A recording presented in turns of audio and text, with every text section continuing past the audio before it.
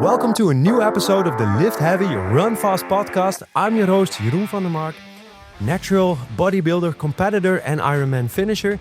And today we're talking to Xander Bijsterveld, physiotherapist and ultra athlete. You recently did a 100 kilometer ultra event. Damn, how are you today? Very good, very good. It's been a few months ago that I did the 100 kilometer run, so I'm fully recovered now. Yeah, and actually, we just did a training together. We trained together, did some back squats, some Romanian deadlifts, but also some bench press. And actually, you are stacking up PRs and also doing quite a lot of kilometers. Yeah. So we're going to uncover how you do all this kind of stuff because you have a lot of knowledge in your head. So that's great. That's this podcast all about. First, let's start out with this ultra event. You recently finished the 100 kilometers Swiss Alps. Let's start out. Which moment gave you like goosebumps? Yeah, so in August, I finished my second 100 kilometer run. This was the first 100 kilometer run in the mountains. And I thought it would take me like about 18 to 20, maybe 24 hours. But because of the heat, I really took it a little bit slower. Mm-hmm. And I raced for way longer. It took me 25 and a half hours to finish. So 25 hours of running. Of running and walking and sometimes stopping just to eat. Yeah. With no sleeping, no real resting. Wow. So we started at 6:30 in the morning and I finished at 8 o'clock in the morning, but the next day. So I went through the night completely. Wow.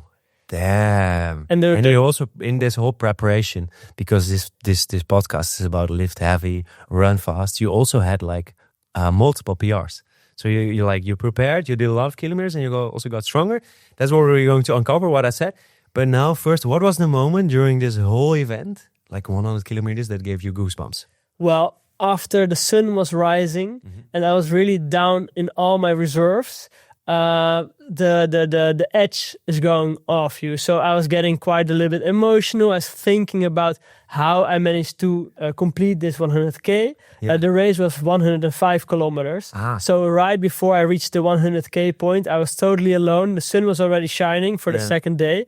I was thinking about my family and about my son and about how they helped me be able to perform like this. Mm-hmm. And that's what gave me goosebumps because I knew I was going to finish. And I knew what kind of support I had back home. And this made me tear up a little bit, yeah. Oh, wow. So actually it's about doing it with all the people. It's not about yourself. Exactly. And I think it's not possible to do it all by yourself. No. Okay, beautiful. And what was the hardest point of this? Well, the hardest point was there were 3 big climbs in this race. There were 6,000 meters of elevation gain, a little bit more even. And the hardest point was the third big climb. It was completely dark, pitch dark. It was 3 o'clock in the night. And because I went a bit slower because of the heat during the day, I really had to fight to be able to finish in time and I didn't want to reach the cutoff time and get DNF'd. So I really had to work hard to climb this big hill. I think 1,200 meters of elevation gain. And I really had to push like I was racing all of a sudden. So that was the hardest part of the race for sure. Yeah, and you were thinking I could do it or no? I always knew I could do it, but there was no spare time. Exactly. Oh, well, and you did it with friends. I did it with friends, but I did the whole 100K solo. Yeah. Because they were a bit faster than me. Yeah, I got it. Cool. So let's unpack that. Let's go through the whole preparation. We got a lot of questions from people like, how did you do it? How did you prep? How was the taper, etc.? So let's unpack it. So you started out actually, how many months did you take for the prep? 10 months. It all started when I did the Swiss Alps 50K with a friend in October. Mm-hmm. And we thought, okay, this route is so beautiful. We need to do this as an event because we did it without an event then. But the next distance after the 50K was the 100K. So logically we said, okay, then we have to do the 100K in August. Yeah, so 10 months. And how did you build up? Like every week, a couple of miles more? Yeah, I was first I started counting my kilometers, kilometers run. But I was noticing that if I ran too many kilometers, I started to get some problems like my shin or other knee problems. So after a while, I started counting in hours of sport events. So walking on the treadmill incline, but also running and lifting weights. Yeah. And I was trying to get my volume of hours training every week up and up for the next weeks. So that could be like also being on cycle, maybe with your son. I saw you actually cycling around So we came across each other. Yeah. So that also accounts. Like putting enough zone 2 volume in. Everything counts. Yeah. Yeah. Okay. And the strength training also? Strength training for sure. Yeah. Okay. Did you adjust your strength training? Just a little bit, because for me, I don't participate in this 100K to win the race, so I don't necessarily have to be very fast. Yeah. I just want to be strong enough to finish the race. Yeah. And next to just running, I really like the powerlift lift, so the squat, bench, deadlift. Yeah. So I did a lot of injury preventative training, but also still the strong powerlift lifts. Yeah. Okay. And were you able to keep those like in check? For a very long time, I was able to do so. The race was in August, and until May, I was reaching PRs. But then I decided to give more of my attention to the running and the walking, so the durability. And then I just stagnated a little bit on the weights, which I was totally fine with, of course. Yeah. So join us on your runs. So how many kilometers did you do like weekly? Well, my longest standard weeks were only 50 kilometers in total, and I did some events in the build up to my race. So I did a 75k run, I did a 100k run in the Netherlands, so it was a flat race. But normally I was reaching 50 kilometers because I noticed if I did more, I started to get like injury problems. So I decided to skip the bigger mileage, and I did a lot of walking on the treadmill incline, because also 50% of my race would be walking on the incline. Yeah, so but that was additional. So you did like running 50k, and then additionally you had extra walking. Yeah. Oh man, and how many hours in total did you train in your top week? My top week, I think, without the events, I think between 10 and 14 hours. So not more than 2 hours a day. Okay, we're going to unpack how you managed to do that with a family, with a kid, and also your work. You're a physiotherapist. Yeah. So, did you have any moments in this 10 months where you maybe you had like pains or injured? Yeah, especially 130 days before the run, I had so many shin problems that I wasn't even able to run. So I had to stop running altogether for 2 weeks. But I didn't stop training, of course. I still did a lot of walking because of the shock absorption of running hurt my shin. I'm sorry. But then I did all my walking on a 15% incline treadmill or a 20% incline treadmill. And if you walk fast enough uphill, your heart rate goes up all the way. Yeah. So I skipped all the running and I did a lot of walking there. Yeah. So this was... impact was lower? Yeah. Yeah, but you had like the zone training. Exactly. So 4 months before I did the run, I couldn't even run. Whoa, 4 months before the 100 kilometers, you couldn't even make like a 5K? No, not without pain. Ah, man. And the last weeks? Were you full prepared? Well, before we entered ourselves into the Swiss Alps 100 race, we decided to do a backyard ultra in Groningen, where I live. Yeah. So 3 weeks prior to my 100K, I did my last, most specific big training. And we ran the 100K in a backyard ultra concept. So 15 rounds of 6.7 kilometers. Yeah. And this was the last big training. Yeah. And after that, I just really dropped my volume, started to relax more, still train some weights, but less heavy. Yeah, so you had 3 weeks of taper. Yeah.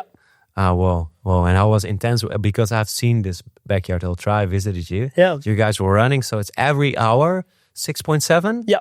Yeah, 4 miles. Yeah, and then you rest maybe for 20 minutes? Yeah, that's what I thought, but I was a bit slower than I expected because I wasn't pushing that hard, of course. Yeah. So I had like 15 to 12 minutes of relaxing. Yeah, you get some food in and then you do another run. Exactly. How was that actually? Oh, it's just a bit boring. Yeah. It was just a lot of the same stuff. So not really my type of event, I figured out. Okay, I'm thinking about doing it. We're actually planning to do it next year. Oh. And then try to do the full 24 hours. So it's going to be a challenge. Nice. Yeah, so we have to talk about the planning for that for sure. Sure. So cool. So you had 3 weeks of taper. Then you reduced the volume by how many percent? First, I dropped, I think, because I also had to recover from this 100K run, I really dropped it with 70% I think. I did some lifting still, also some upper body work because I want to keep moving, but don't put too much pressure on my lower body. So I think I don't really have a percentage, but it was a lot, especially the shock absorption. So I still walked quite a lot because I can really recover well of walking, but I think I almost stopped running altogether. Yeah. Oh, whoa. So you said like you did strength training, you're doing the squat, bench, deadlift, but you also I know you do some specific work actually to strengthen some muscles. Can you walk us through? Yeah, because I'm a physiotherapist and I also see a lot of runners and sometimes ultra runners. Most people are very strong if the load is coming from above and you have to move up, like for example on a squat. But most people are lacking the strength on their lateral chain. So if I'm running, you have a lot of time on one leg, and I want to be able to maintain a strong posture when I'm running. And when I'm having the single leg stance moment. So that's why I'm training this lateral chain as well. And this can be done, for example, with lunges, where you hold the weight on one side instead of just above you. That's for the glute medius, huh? Glute medius, for sure. And also because running is a lot of shock absorption, I'm doing some plyometric work as well to be able to tolerate the load of all the hits I have to make on the ground. And you do that on the days that you don't run, for example. Yeah. So to add up actually some strength in the like soleus and your Achilles tendon. Yeah, on a very dosed way. So I can really track how many steps and how many jumps I'm doing. You track them? Yeah. Oh boy, because I saw you putting on a timer when we do that today. And you did it on purpose and you want to have like you're going to add volume over time? Yeah, slowly. Yeah, very slowly. Because of the shin problem, there's a big shock absorption problem for me. If I do too much too fast, I get injured or it just hurts a little bit, a nagging pain, and I want to avoid this.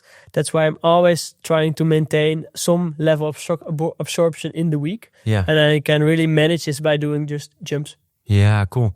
I actually do the same because I cannot run every day because I'm pretty heavy lifter, but also my patella tendon doesn't accept it. Maybe when I do this for 2 or 3 years more, I build it up. I think that's going to be still one of my weak points. So what I do is like I do a lot of single leg jumps and add up extra volume. And I think it works great, especially on my strength training days. Because it mimics the running quite a bit, and my calves get like stronger and bigger, and also my Achilles tendon. So I think it's perfect. Perfect, yeah. Sure.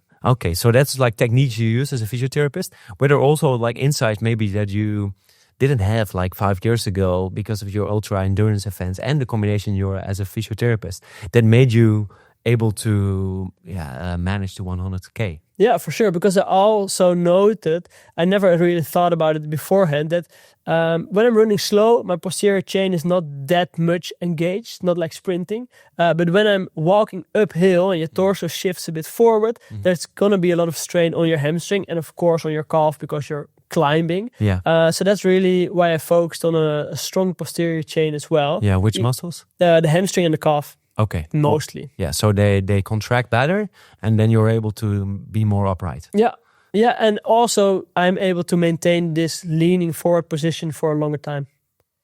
Yeah. Without like, for example, your hip flexors getting super tight. And and the hamstring, Yeah, okay. That helps. And did you do any stretching? Not that much, because I try to lift my weights in a full range of motion setting. So I don't really need the stretching next to this as well. Because you saw me do the squats, I tried to do like a full ass to the grass squat. And I also tried to do a full range of motion deadlift. So I get really into all the angles, but with the strength training. Cool. And then you like, let's walk through. You went to top week of 50 kilometers. You did a Russian LA walking, etc. You lived 14 hours. So I think a lot of listeners, they think like, how does he manage to have a kid and also work, etc.? How do you manage to do this? I really try to train as efficiently as possible. So I work in Groningen. I work 2 days there in the week. And I live in Rode, so that's 15 kilometers more or less. Yeah, that's in the Netherlands. Yeah. So what I did was I run to my work, take a shower, work, and run back. And this costs me like maybe 20 minutes extra than I would normally use for cycling or taking the bus. And then I did a 30K run. Yeah, actually, I came here to record a podcast in your training studio, and actually I went on bike, and I don't have a car. I don't want to have a car, but it makes me cycle way more, and I get additional volume. So I know what you mean. Yeah, it works perfect. So, but that's that you can add up more volume. But how, like, about all the stressors and work, etc. How do you balance that with a prep of 10 to 14 hours? Well, I really learned from my past mistakes that when life asks more of you, that my training load will be less and the intensity will drop quite fast. So, for example, when my son is sick and I don't sleep well, I drop intensity and volume immediately. So it's not very strict. It's more like a guideline. I want to put in these hours, but if it's not possible, that's totally fine with me as well. Yeah, actually, what I just did today, we did a training, and I said like my dad passed away last week. We had a funeral this Monday. And I'm still in the recovering process. My HRV is all over the place. And I said like, okay, I'll do squats, but I don't push them to the max. I just do some strength work. Strength is a skill and accept it from there. Exactly. Yeah, maybe I did also a set. I diminished the set of the RDLs. And I think it's fine. I just worked on a motor pattern. Yeah. Yeah, and then you don't lose too much, no. But you still work on it. And I think those are the moments when you get injured. It's relatively easy to maintain your strength and your muscle. Yeah. It's very hard to improve your strength and muscle. Yeah. So if I have just a little bit of time, I can just maintain my level of fitness. And I don't always have to try to get stronger or faster every week. Yeah. So reduce your volume if necessary. Don't push it when when you're tired or where there's something going on. Other things you learned from this previous challenges? Well, I try to train efficiently also in the gym. So I almost always work with supersets. Yeah. So if I do squats, then I will do a lat pull down in my rest of the squat. So I can just train more in less time. For example, when I'm doing a warm-up, I don't rest between my warm-up sets. I can just continue to keep moving. If I need rest from the warm-up set, it's probably a too heavy set of a warm-up. Yeah. So I only take a rest after my last warm-up set. Mm-hmm. These are all kind of things I try to use my time so efficiently as possible. Yeah, great. So we talked about the Netherlands is super flat. I think in the south you can do some walking, and I think that's better. But since we're in the north of the Netherlands, we don't have any hills. So how did you train that? How did you work on like all these kind of elevation meters? Well, the race was 100K. With 6,000 meters of elevation gain. So that means basically half of the race will be uphill. Yeah. Will be walking as well. And the treadmill is a great way to be a stronger uphill walker. Yeah. So I don't necessarily have to train in the mountains. Yeah. I can just walk uphill on a treadmill for hours and hours. And mimic's pretty good. Very good. Yeah. And how do you because we're here in your gym, it's nice. But how do you do that mentally? Because I think you have to spend like quite a lot of hours on this treadmill.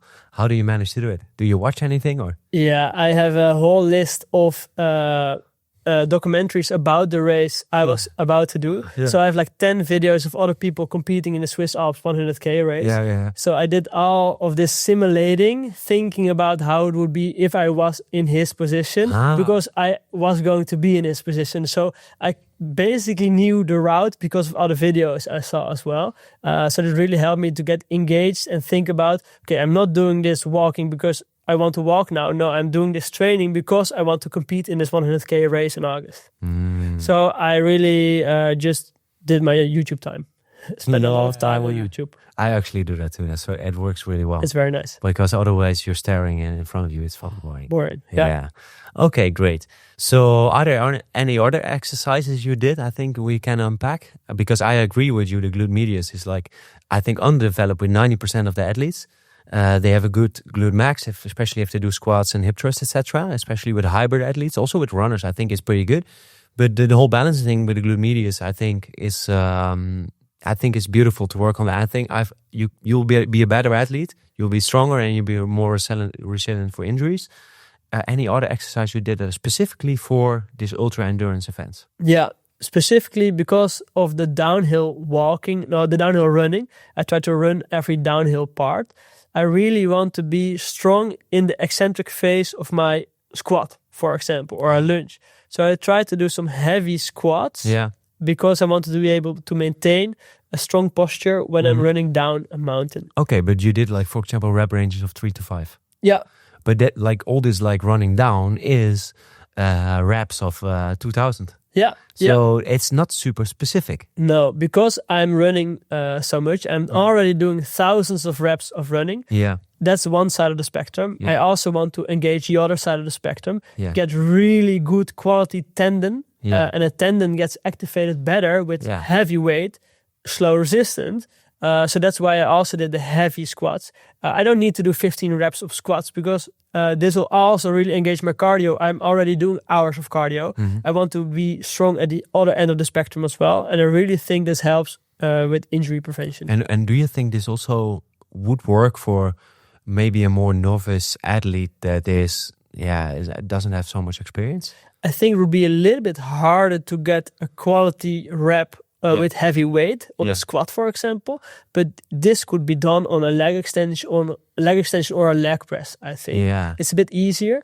I would really encourage people to train heavy if they want to run for a very long time as well. Oh, whoa, that's beautiful. Do you see that with other ultra athletes, especially when they have altitude meters? Yeah. For sure, if you are strong on your quadriceps, it's way easier just to keep the tolerate the load. Yeah, because on the 3 big climbs, we also had 3 really big descents. Just, I think, 5 kilometers of just running down. Yeah. My quads were completely blown out, but they also recovered. And I could do this the next hill again. Yeah, I had a client who did also a trail run of 17 kilometers, but she was not able to train her quads heavily, and that was one of the pain points actually during the run. Oh yeah, really? So you have to prep that, but only if it's possible. Only if it's possible, of course. Yeah. Okay, so quads are important, heavy strength training, but you need to have a quality of movement. I think that's super important. For sure. Yeah, and do you use like in your training some RPE or reps and reserve based training? Yeah. I try to go to failure one time every week for every muscle group. Yeah, but technical failure. Technical failure, yeah. Sometimes not the technical anymore, but I try to, for sure. And then the other times in the week, I try to stay a little bit more away, so keep 2 or 3 reps in the tank. Yeah. Just because I don't want to load my muscles every day of the week to the max. It's great to talk to you and the passion you have for this. Let's talk about passion and motivation. How did you stay motivated during 10 months of training? Because I think there's moments that you think, man, maybe this goal is too big. I cannot manage it. How did you handle this? Well, there are a few things I did. I always try to keep in mind why I was doing all of this training. And why? Why? Because I wanted to be able to finish this race, of course, in the 27-hour cut-off time. So I put it on my background, on my phone. I put the Swiss Alps. I put the Swiss flag. So every time I was training, I was doing my squats. I was thinking about, I'm doing this squats because I want to be able to finish this 100K. So I was always keeping this goal in mind. Cool. And the goal was not only to finish the race, but also to enjoy the race, of course. Yeah. And I really worked with getting sub-goals. So I planned some races in between my preparation to be able to work toward this sub goal. So in the Netherlands, like you mentioned, it's very flat here, but we have one artificial hill of 48 meters high on a 40 minutes drive. And there's a race there, a 12-hour race of doing a loop, 3.3 kilometer loop on this race, on this track. Where's Hoogeveen? Where is it? It's near Wijster, I think. It's the Vanberg. Cool. Most people from the Netherlands will know the Vanberg, especially cyclists. So I just ran this race of 12 hours on the Vanberg. And it was a very much a simulating race because it was a 48 meter high artificial mountain, we call it. And it was a mountain bike track. So it was a single track trail run. And I managed to do 75 kilometers in 12 hours. It was a very hot day. And this was also simulating because in Switzerland it can be very hot as well in the summer. Yeah. So we really enjoyed this race, and I really looked forward to this race as well because I enjoyed the day itself as much. And this was in May, so because then I had something a little bit closer than August. Yeah. Okay. So there was like one stepstone. Yeah. Did you have another stepstone? Yeah, like we mentioned before, I did the Backyard Ultra as well. So this was the last big stepstone of me to reach the 100K for the first time, go through the night for the first time, try to feel, okay, what kind of food can I manage? Can I run on gels? Do I need more solid food? So this really helped as well. And I did those 2 races with the friends I also did the race with. Cool. Yeah. I think that is also super important. Very important. And you can also share knowledge, etc. So one of our listeners asked the question, like, did you do everything zone 2 or did you some intervals? Well, I tried to do intervals as well. Yeah. For me, it didn't really matter that much what I did as long as I was doing something. Because in the race, even though most of the time will be zone 1, zone 2, of course, when I'm running downhill, the heart rate goes up very high. So I still want to do some faster running as well. But the biggest part was zone 2. So zone 2 on the incline treadmill with walking and just running far and slow. Yeah. And how about pain? Because this can also be super painful. You can have like certain injuries, or during the run something pops up. One of our listeners asked the question, why are you so attracted to something that has like, if you look at a pain range, like it's not like a low, you're not dosing yourself with low pain, not also not like super extreme pain, but something in the mid-range. What attracts you to do this kind of stuff? Yeah. You need to be some kind of crazy. For me, it's not about being able to manage the pain. It's not that's not the thing I enjoy the most. I just want to be able to do such kind of things, and the pain is something that comes with it. Maybe let's call it psychological pain. So that's what he asked, like the physical pain, but psychological pain, like to endure such a thing and like to do this to yourself, because you can also lay on the bench. Yeah, for sure. Yeah. And it hurts a lot, for sure. Everything hurts. The days prior are very fine. You feel fresh, but the days after, the week after, 2 weeks, you feel a lot of pain, for sure. And during the race as well. For me, the being able to manage pain and also being able to manage physiology and fatigue is a challenge itself. So I have some mantras I use. For example, on this backyard ultra, you have to start running again and everything hurts, of course. So I had this mantra of being a bus driver. I'm just driving the bus, and sometimes negative thoughts or just moments of pain, they step in. But I know, okay, I just have to keep driving, and on the next stop, they will get out of my bus again. And I have multiple of these kind of sayings in my head. Does that work? It works really great. Because sometimes the pain will go away. For sure, yeah. I had my Ironman, and after like 1 hour of sitting on the bike, my lower back started hurting on the time trial bike. And I never had this kind of experience. I was like, why does my hurt? And then like 10 minutes later, it was gone.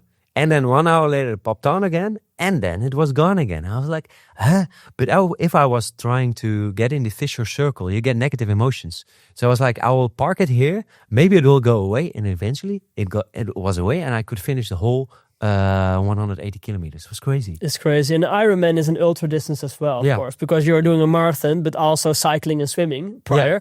And always on ultras, there's a physical part, but also a mental part. So there's always going to be highs and lows. And as long as you remember during the low that the low will also go away, you will get a new high. Maybe after taking a gel of caffeine, for example, you know there's going to be a next high. So for example, on the Swiss Alps run, my next high was that the sun started rising again, or that I finished this big downhill, for example. But you just have to keep moving. You just have to keep moving, and don't let the downs stop you. How did you learn this? Because did you learn this by watching other people saying this, or did you experience this? Or was there any like previous negative thought that you had and keep spinning in your head? Well, this was my 11th marathon or longer. So it was my 6th ultra marathon. I've done 4 ultra marathons this summer season. So I had quite a lot of experience with running through the pain. So I experienced myself that if I just continue running, the pain will slowly fade away most of the times. But I also listened to Courtney Dowater, for example, with her pain cave metaphor. Great story. I don't know. Oh, she's talking about so she's one of the biggest ultra runners in America, I think, and she just talks about, okay, I'm going into this pain cave. I start to have pain, and in the pain cave, I'm just slowly chipping away more room into the cave. I'm making this bigger, I'm getting deeper into this pain cave, able to maintain more pain for a longer time.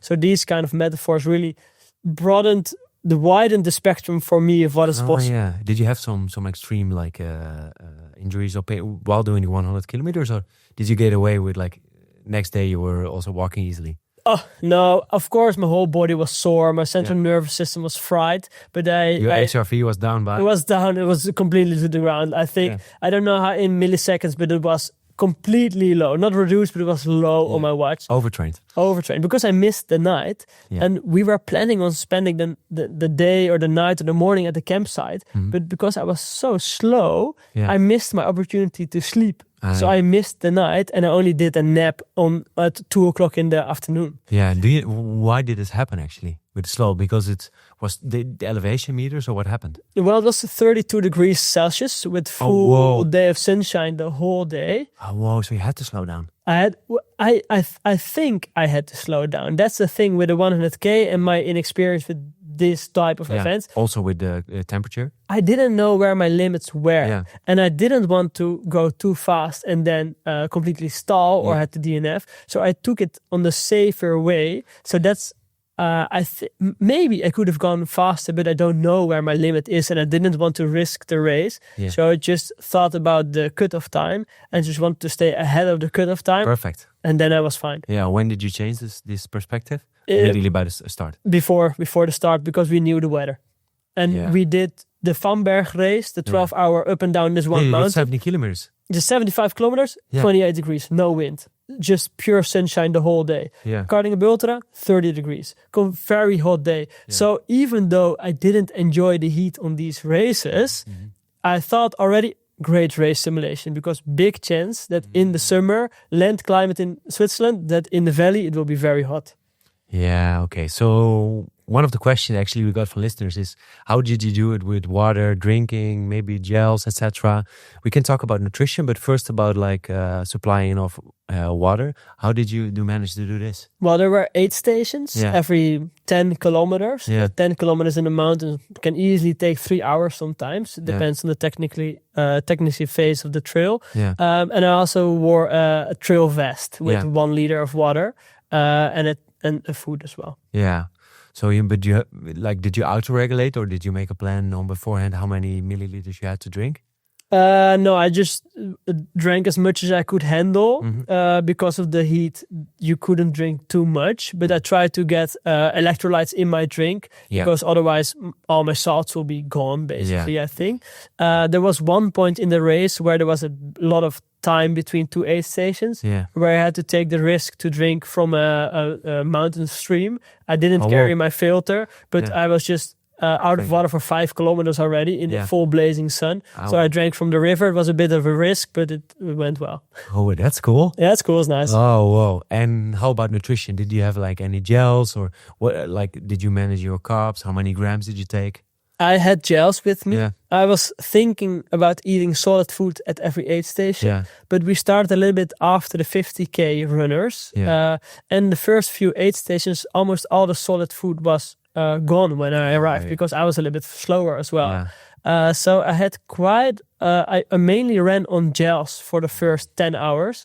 It went well, but it wasn't ideal. Yeah. So I had planned it. It's also mentally that you were like, shit, that was not my plan. Exactly. How did you deal with this? Well, I just thought, okay, next aid station there probably will be some food, and if there was food, I ate as much as possible, and I started to carry the food from the aid station along my next part of the run. Yeah, and you also, like, did you think about, I have to get like 60 grams an hour, 100 grams, or you did it also by feel? I thought about it before, and I tried to eat a gel for every 30 minutes. So I tried to get at least the bare minimum in, and everything extra was bonus, because for your stomach it's quite heavy to get all this water, all this volume down, and also eat as much. Yeah, okay, cool. So any lessons or things you will be doing differently regarding nutrition and drinking on your next 100K? Yeah, for sure. I relied too much on the aid stations. I was thinking there will be all kind of stuff, but it was a little bit of a letdown. So then I had to eat almost only gels. So I would definitely take some pancakes with me next time. Very easy carbs, very small, can be put in your bag easily. And it's always enjoyable. I think it's also good to have, because I cycled quite a bit from Groningen to Amsterdam. And then sometimes I was eating, I don't know that translated product, but roze koeken. They're high in carbs, but they're not like super good, like sport nutrition wise, etc. But they're also enjoyable. And when you do such long distances, it's not about having the perfect gels, but just getting energy and also something that you like. Yeah, for sure. Yeah. And the further you get, you want to have like easy food. So after a while, I only ate like baked potato, because you can almost not go wrong with the baked potato, and it's just some carbs. Yeah, and you could tolerate it. You could tolerate it, yeah. Okay, perfect. And you also tried all this kind of stuff beforehand? Yeah, for sure. Okay, cool. So lessons learned. Then maybe post 100 kilometers, there's like something like post-show competition blues. Did you experience this? Not depression or something? No, not at all. For me, it was nice to be able to get less pressure on myself because I was making all of these hours. I also have to work. I have a 2-year-old son. I have a house I have to maintain. So for me, it was just nice. Another focus. Yeah. A lot more free time, being able to do more things around the house and the family. Yeah, and now after you did a 50K? Yeah. Yeah, so what did you enjoy it? Yeah, so 2 months after we did the 100K, I went back to Switzerland with 5 friends and we did a 25K on the Friday, and then we did a 50K on the Saturday, and I enjoyed it a lot. Yeah, that's great. Hey, and there are some strategies for the preparation of like for example ultra events that you do back-to-back days to prep. Did you use this strategy? So for example, 20 kilometers on Friday, Saturday also 20. Yeah, I did this back-to-back training on 2 days, so I could try to mimic running on tired legs. Yeah. I also did it by running for a long time after having heavy with heavy squats and deadlift, for example, and then do your run. And I also did back-to-back training on the same day, so I did 16K in the morning and then 60K in the afternoon. Wow, 16K. Man, and every time you watched your phone and you saw this kind of motivation, because you have to get on your feet again. Yeah. Well, yeah. If it's something you enjoy, it's quite easy to do so. Yeah. So about enjoying, do you have anything planned next year or working towards something? Not really, because this was my sporting year, because I have one son, and in February I will become father for the second time. So we discussed this at home, which is very important, of course, that this year would be my sport year. I could go all out, so I did 4 ultras, and I'm going to do a 5th marathon. And then next year there will be nothing on the agenda. Of course, I will stay maybe fit. a fast 5K, that kind of stuff. Yeah, that kind of stuff. That's what I'm training for now as well, to just get on the other side of the spectrum again, a little bit less hours of running, but a little bit more intensity. Yeah, maybe some strength training additionally. Yeah, that's what I'm doing now. I'm hitting bench PRs, squat PRs today. So I want to get a little bit stronger and a little bit faster. Yeah, and nutritional wise, as a hybrid athlete, did you track your food or do you have different like macro strategies? No. For me, everything by feel and just what you prefer. Yeah, I always, of course, I try to get my bases in. So I try to eat enough protein, but I don't count my grams. I try to eat before I do a run. I try to eat after I do a run, of course, but I don't have any tracking of my food. Cool. And like if people want to start, they for example, now do a full marathon and they want to work towards a 50 or 60 or maybe 100 kilometers. What are like some simple tips, some simple hints you could give them? Because it could feel as a big step. Like as a beginner ultra athlete, what would you, if you will take that in mind, what tips would you give them? Well, if you want to run a 50K in the mountains, you only have to run 25K most of the time. So if you can run a marathon on the asphalt, on the streets, it translates quite well. But you have to be a little bit more strong. You have to be a little bit stronger. So I would advise to do some lifting in between, so you get stronger than just running.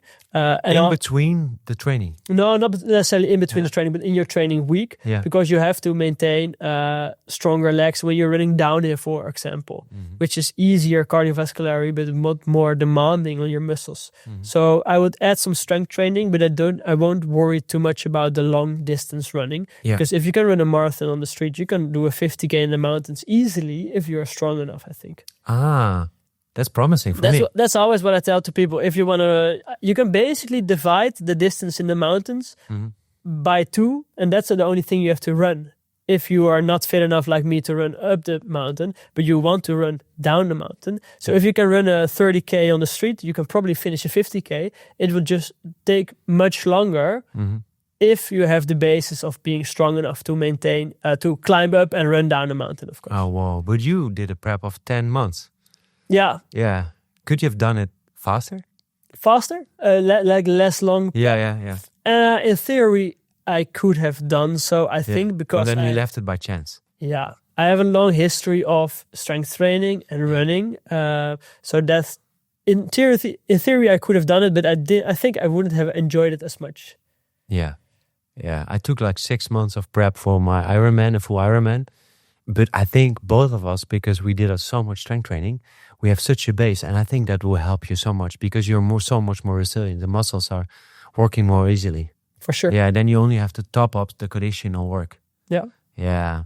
Mm-hmm. So if your base is already there, and this base building takes years, but if the base is there, it's relatively easy to specify into a direction you want to go to.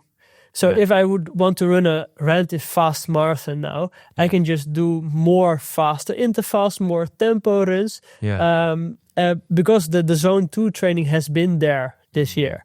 But if you are lacking this base, then it will take more time and it will be more of a challenge. Yeah, and everybody's always searching for the supplements. Yeah, it's not really that important. Did you use any supplements? I took some supplements. I always use pre-workout with caffeine because I don't drink coffee and I really want to have like a high quality session in the gym. So I really want to push hard. I saw you doing that today. Yeah, nice. And I always take, after the gym session, I take a protein shake, which is not necessary, but it for me, it's a very easy way to get my proteins in for sure. Mm-hmm. And it also makes me feel more of an athlete. Which doesn't make any sense, but it helps with the mindset. If I take the pre-workout, even though there's no caffeine in there, my body knows, okay, we're going to lift some heavy weights. So this works for me to prepare as well. Yeah, I think it's part of the whole game. Yeah, for sure. You have some nice clothes on, it's motivating, etc. So this whole shebang, but you can also live without. So I think that's not a problem. For sure, yeah. Yeah, cool. We talked about a lot of things. Is there anything you say, hey, that's important for the listeners? It's important to increase your volume, but it's not... Don't focus too much on your kilometer volume if you're talking about running. For me, this was like a trap. If I would have focused too long on the kilometers solely, I would have been like demotivated because my shin started to hurt all the time. Yeah. And then I started to focus more on training hours and being like building a wider base. Yeah. And this really helped me to perform better. But it means like alternative training. Alternative training. Yeah. And like you said like the treadmill, you used walking. Were the other forms you used? Strength training and cycling. Yeah. Oh, cycling too. Cycling as well. Yeah. Okay. Cool. No cross trainer, etc. No. Because you have to do it in the gym and then you have to go. Yeah. Yeah. And this is good. If you had a cross trainer here, would you use it? Probably. Yeah.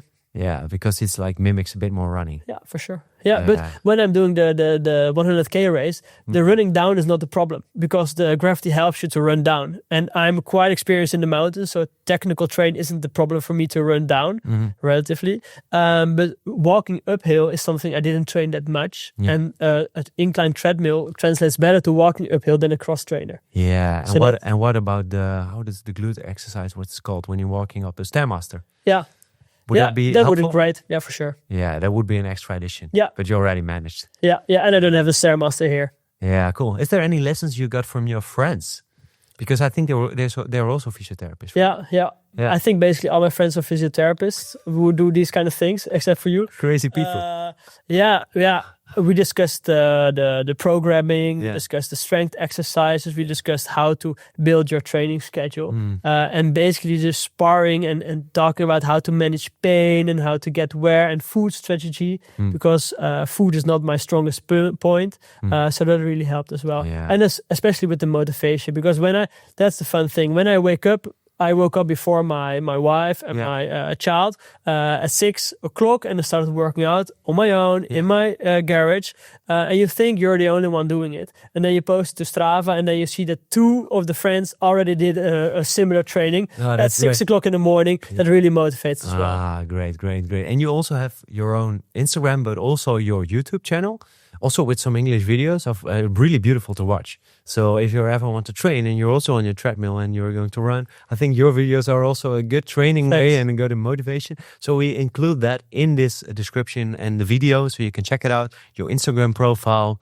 I already asked you any more things you want to share? I think we covered everything. We covered quite a bit. So everybody, thanks for listening and watching. And I want to thank you for these great lessons. Yeah. You motivated me to do an ultra event. Nice. I think I have to maybe do a 50, an 80 or 100 in the future. For sure. And also the thing that you shared, actually, that you maybe have to do like up to maybe 60% on flat land. And then you'll be able to cover maybe the 80 kilometers for me. I think that's actually a great option. Yeah, I didn't know that. So that's beautiful. So thanks a lot, everybody. Thanks for listening, and catch you in the next episode. And keep training. Same time.